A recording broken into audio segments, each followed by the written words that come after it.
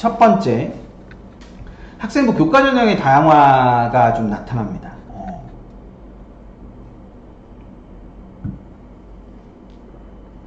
되셨죠? 네. 이게 학생부 교과 전형의 다양화라는 것이 어떤 거냐면은 이런 거죠. 교과 정성평가나 서령평가 대학이 증가한다. 활용대학이 증가한다. 교과 전형인데 서류평가를 하는 대학이 조금씩 느는 거예요. 그런 특징이 있습니다. 그래서 여기 이제 건국대나 서울시립대나 성균관대, 그리고 성균관대가 올해 이제 이게 좀 이렇게 확대가 되면서 들어왔어요. 그리고 경희대, 고려대, 동국대, 한양대, 경북대, 부산대는 이미 하고 있었고, 그러니까 교과 전형인데 그 교과 전형 안에서 뭐 하는 대학들이 생기느냐? 서류 평가를 하는 대학들이 생기는 겁니다. 그래서 예를 들면 건국대 같은 경우에 보면은 여기에 교과 정성 30%라는 게 들어있잖아요. 그쵸? 여기서 교과 정성을 그럼 뭐 가지고 하느냐? 학교생활기록부에 교과학습 발달사항 항목, 여기 교과학습 발달사항. 교과학습 발달사항에 뭐 있죠? 교과학습 발달사항에 교과학습 발달사항이라는 거가 어디에 있어요? 교과학습 발달사항이라는 거는 교과 성적도 있고 세특도 있죠. 그러니까 그 부분, 이 교과학습 발달사항에는 교과 성적, 이렇게 석차 등급이 있는 게 있고, 그 다음 그 밑에 이제 세특이 이렇게 있는 겁니다. 그러니까 그 성적을 안 보는 것도 아니에요. 그러니까 정성평가를, 성적을 정성평가를 하는 겁니다. 성적을 정성평가한다는 거는 어떤 과목을 이렇게 좀 일관되게 선택했나, 또는 이렇게 공격적으로 선택했나, 아니면 적극적으로 선택했나, 뭐 이런 걸 보는 거고, 그 과목의 경쟁의 치열함의 정도나 뭐 이런 것도 보는 거고, 물론 세특에 나와 있는 여러 가지의 평가들, 서술들도 보는 거예요. 그래서 이렇게 두 가지를 보겠다. 학업 성취도와 학업 태도도 보고, 전공계열 관련 교과 이수 노력이나 교과의 성취도를 보겠다. 그러니까 이게 단순히 그냥 내신만 이렇게 딱 좋아가지고 그렇게 끝나는 것이 아니라 우리는 요 부분까지도 보겠다라고 하는 겁니다. 이게 이제 대학들이 진로선택 과목이 확대가 되면서 이제 3학년 때 진로선택 과목을 선택하는 친구들이 많다 보니까 이게 2학년 때까지밖에 등급이 안 나오잖아요. 그럼 등급 나오는 과목이 줄어드니까 결과적으로 이게 줄어든 등급 나오는 과목들의 변별력 약화를 보완하기 위해서 요런 장치들을 만드는 거다라고 생각하시면 될 거예요. 그래서 경희대나 고려대나 동국대나 한양대나 경북대나 부산대 같은 경우는 2호에서도 2호학년도에도 저런 걸 했었는데 26학년도에 와서 이제 내년부터는 건국대도, 그리고 서울 건국대는 뭐 작년에도 있기는 2호에도 있기는 하지만 이름 자체를 교과 정성평가라는 이름을 바꿨어요. 그래서 서울시립대 같은 경우도 10%가 들어가고, 성균관대는 원래는 진로선택 과목만 정성평가를 했었는데 전 과목의 정성평가를 확대하는 걸로 이렇게 바꿨어요.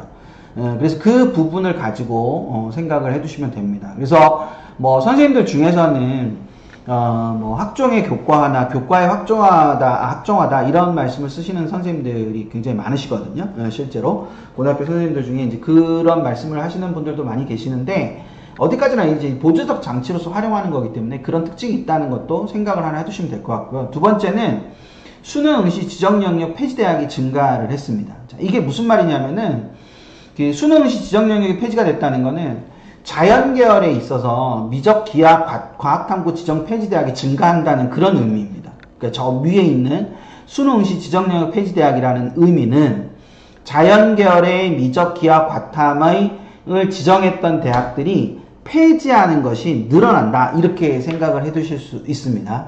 그래서 이게 통합형 수능에 따른 여파이기도 하고, 그리고 또 2학년도부터 나타나는 현상인데 그것이 이제 좀 더 강화되는 형태로 나아간다. 그러니까 강화되는 형태로 나아간다는 게 무슨 말이냐면은 2학년도까지 이렇게 그 수학이나 탐구에 있어서 그 기본적으로 지정 영역을 폐지했던 대학들이 이렇게 있었는데 2, 6학년도에 이렇게 추가가 된다는 거예요.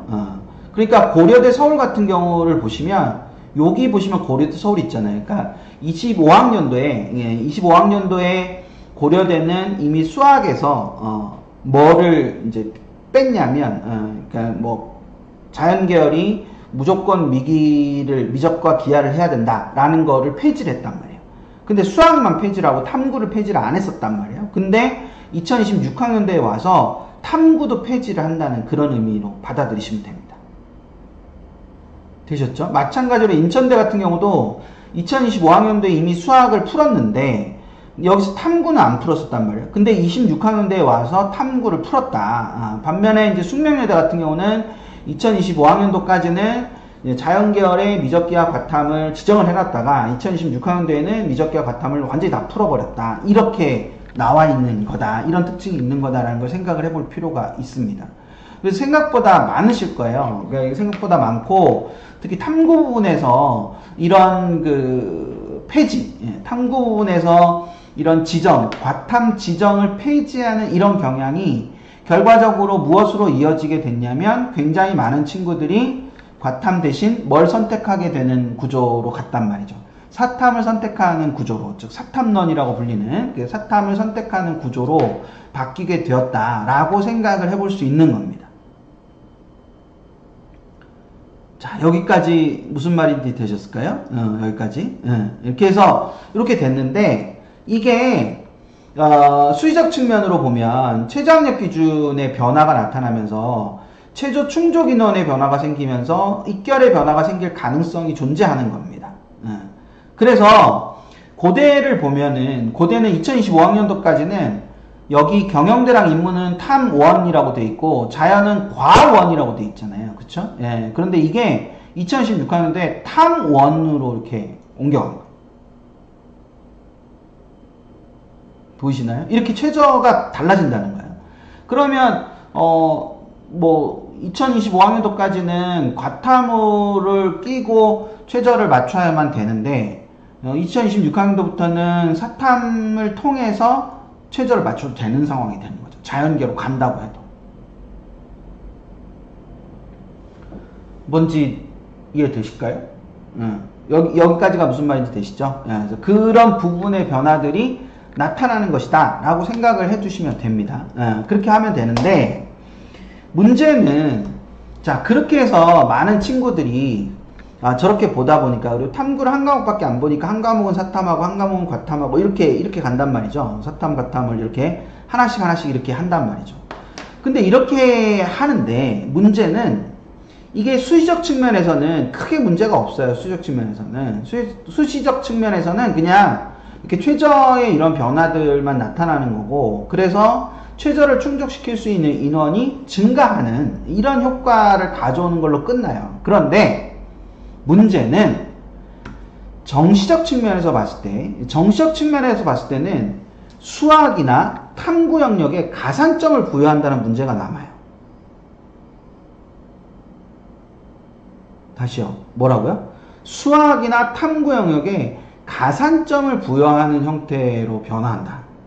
그래서 자 이게 고대 내용인데 고대 내용에 보시면 과학탐구에 응시하는 경우 해당 과목의 변환 점수에 각 3%의 가산점을 추가한다. 이렇게 돼 있죠. 그러니까 이게 변환 표현 점수 7점 기준으로 따졌을 때 3%니까 환산 전, 그러니까 대학별 환산 점수를 만들기 전에 2.1점에 해당하는 점수차라고 생각하시면 됩니다. 3%니까요. 그러니까 2.1점 정도의 점수 차이가 나는 거다. 그럼 그 2.1점 정도의 점수 차이가 난다는 거는 뭘 말하느냐? 원점수 2점에서 4점 정도의 차이가 나는 겁니다. 그래서 수학에 가산점을 주는 학교보다는 이제 수학과 탐구에 가산점을 줄 수 있는데 이론상으로 수학에 가산점을 주는 학교보다는 탐구에 가산점을 주는 학교가 좀 많아요. 그래서 탐구에 가산점을 주는 학교를 좀 주의하실 필요가 있는데 이게 이 가산점이 부여되는 것이 자연계열로 지원을 할 때, 그쵸? 자연계열에 지원을 할 때 과학탐구를 응시했으면 3%의 가산을 고대는 준다라고 했고 근데 두 과목이면 3%니까 6%의 가산점을 주는 거지 않습니까? 근데 사탐 하나 과탐 하나를 하면 사탐 하나는 못 받고 과탐 하나만 받는 거죠. 이해가 되셔야 되는데 이 부분이 이해가 되셔야 되는데요. 그러니까 사탐 하나 과탐 하나를 하게 되면 사탐 하나는 못 받고 과탐 하나만 받는 거고, 과탐 두 개라면 과탐 두 개를 다 받는 거예요. 그러니까 3%의 차이가 있는 거죠. 그러니까 결과적으로. 이게 좀 전에 2026학년 5학년도에 비해서 2026학년도에 4개 대학이 더 늘었지 않습니까? 탐구 지정이 폐지된 곳이 4곳이 더 늘어서, 그 중에서 인천대 같은 경우는 가산점이 없고, 또 다른 대학들 같은 경우는 가산점이 있단 말이에요. 그 가산점의 규모가 가산점 있는 대학이 는단 말이에요. 그래서 예를 들어서 26학년도 기준, 이건 이제 처음으로 공개하는 표예요. 이건 한 번도 보여드린 적이 없는 표인데, 그러니까 이게 이제 26학년도 버전인 거죠. 26학년도 버전으로 탐구 가산점이 주어지는 학교가 이렇게 됩니다. 꽤 많죠. 이게 이제 보통 우리가 이제 리허설 기준으로 35개 대학을 얘기를 하게 되는데, 리허설 기준 35개 대학 중에서 성신여대가 지금 빠져 있고요. 성신여대 말고 나머지 대학들 중에서는 거의 다 들어 있습니다. 근데 여기서 상명대를 잘 보시면요. 상명대에 괄호 1 돼 있는 거 보이세요? 상명대? 찾으셨나? 상명대 괄호 1 돼 있는 거 있죠. 상명대 괄호 1 되어 있는 게 있는데, 요게 상명대가 한 과목 반영합니다. 탐구를 한 과목 반영하고 나머지는 전부 다 2과목씩 반영하거든요. 탐구를.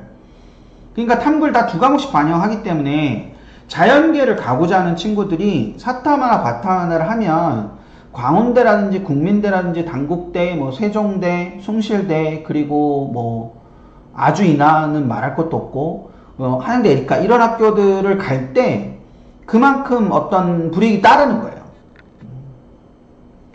애들은 그냥 뭐 수시에서 최저 맞춰서 간다 이렇게 생각을 하지만, 실제로 이제 그 과정에서 보면 이게 가산점이 주어지는 것이 실제로 적지 않은 숫자이기 때문에, 뭐 이대 같은 경우나 서울과기대 같은 경우 보시면 7%잖아요. 과목당 7%면 굉장히 크지 않습니까?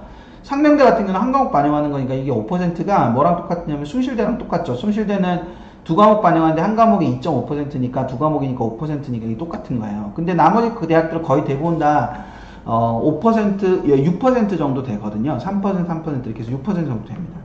그리고 요런 색으로 표현된 곳들은, 요 색으로 표현된 곳들은 사회탐구, 인문계열로 갔을 때 사회탐구에 가산점을 주는 대학들입니다. 서울시립대, 연세대, 중앙대, 한양대, 에리카 이쪽은 다 그쪽으로 인문계열 쪽으로 해도 사회탐구 가산점을 주는 거예요. 그러니까 사탐 하나 과탐 하나를 하고 저 대학을 가면은 자연계에서는 과탐 가산점 하나를 못 받고 인문계열에서는 사탐 가산점 하나를 못 받게 되는 그런 경우입니다.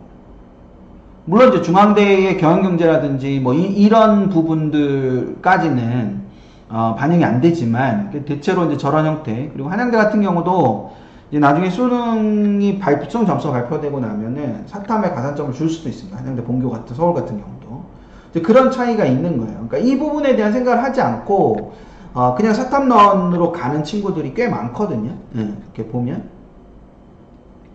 그래서 이 부분도 좀 생각을 해두실 필요가 있지 않나.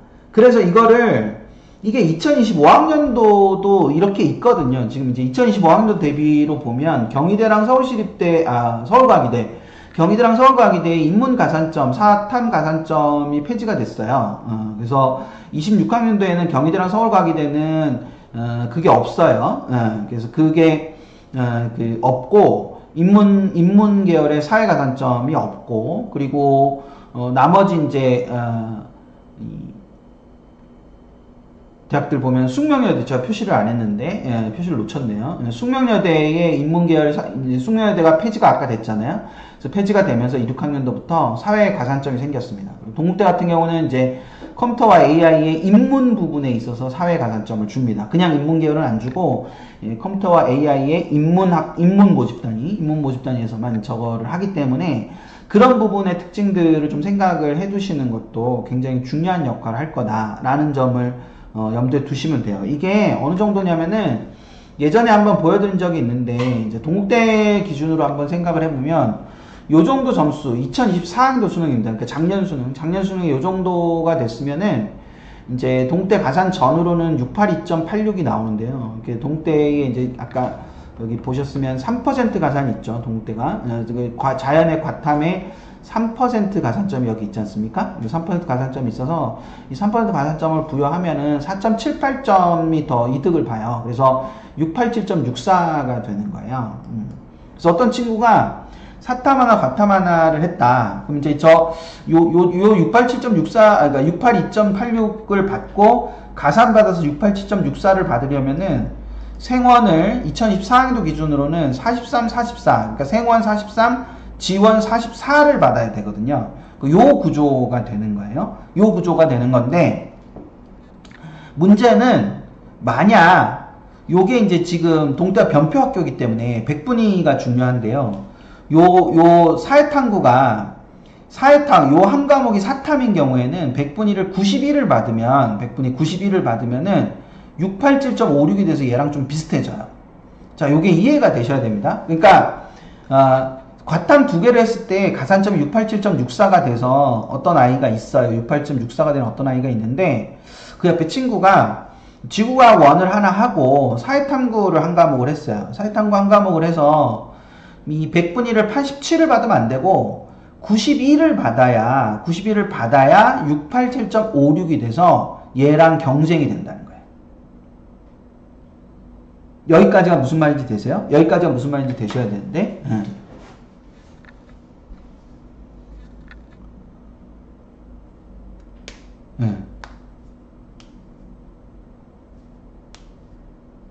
되셨죠?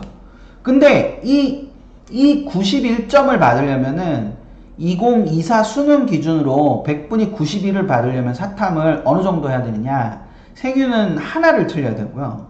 한지도 하나를 틀려야 돼요. 사문만 생원하고 좀 비슷하죠.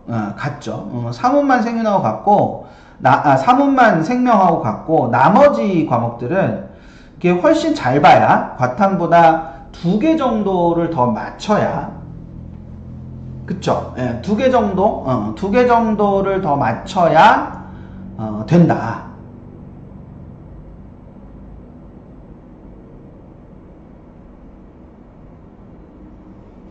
이게 무슨 말인지 되셨을까요? 2개 정도를 더 맞춰야, 그러니까 2문제 정도를 더 맞춰야만, 물론 이제 뭐 3문을 하면은 다르겠지만, 생윤이나 현지를 하면은 2문제 정도를 더 맞춰야만, 저 과탐 점수랑 같아진다.